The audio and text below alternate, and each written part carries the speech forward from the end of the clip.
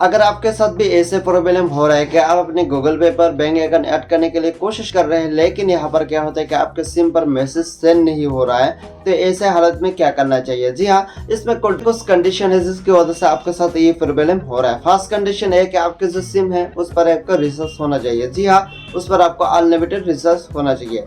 Second condition है कि आपके बैंक अकाउंट पर मल्टीपल अकाउंट नहीं होना चाहिए, मतलब कि आपके सिम पर आपने अपने सिम पर एक बैंक अकाउंट बना लिया, एसबीआई का कोई एक बैंक अकाउंट बना लिया, उसके बाद आपके फैमिली मेंबर में से किसी भी बंदे को आप अपने एसबीआई बैंक अकाउंट पर आपके जो मोबाइल नंबर है उस नंबर को यहाँ पर आपने इंटर कर लिया, तो ये ऐसे हालत में आप बैंक अकाउंट ऐड नहीं कर सकते, बैंक अकाउंट ओपन नहीं कर सकते, क्योंकि आपके जो सिम है उस पर यहाँ पर 2 बैंक अकाउंट इजिली से पहले से मौजूद है, जिसकी वजह से यहाँ पर आपको रिस्पॉन्स नहीं मिलेगा कि आप बैंक अकाउंट ऐड कर सकते हैं। तो ऐसे हालत में आपके साथ एक प्रॉब्लम हो रहा है कि आप अपने बैंक अकाउंट ऐड नहीं कर पा रहे हैं, तो सबसे पहले इन प्रॉब्लम को सॉल्व करने के लिए आपके रिसर्च होना चाहिए। सेकंड जो ऑप्शन आता है कि आपका जो बैंक डबल बैंक आपके एक सिम पर है, तो आपको क्या करना चाहिए, आप अगर बैंक अकाउंट अपने ऐड करना चाहते हैं तो आपके फैमिली मेंबर में से जिसका बैंक अकाउंट आपके मोबाइल नंबर के साथ लिंक है उस नंबर को यहाँ पर आपको हटाना चाहिए। जी हाँ, आप अपने बैंक बैलेंस पर जाइए, वहाँ पर आपको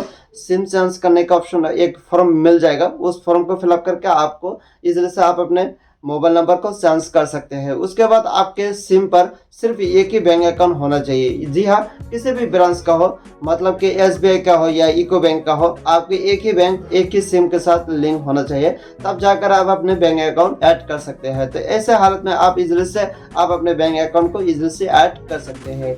आई होप ये छोटा सा इन्फॉर्मेशन आपको पसंद आया होगा। ऐसे इंटरेस्ट वीडियो पाने के लिए मेरे चैनल को आप जरूर सब्सक्राइब करके रखें। मिलते हैं नेक्स्ट वीडियो के साथ, तब तक के लिए जय हिंद।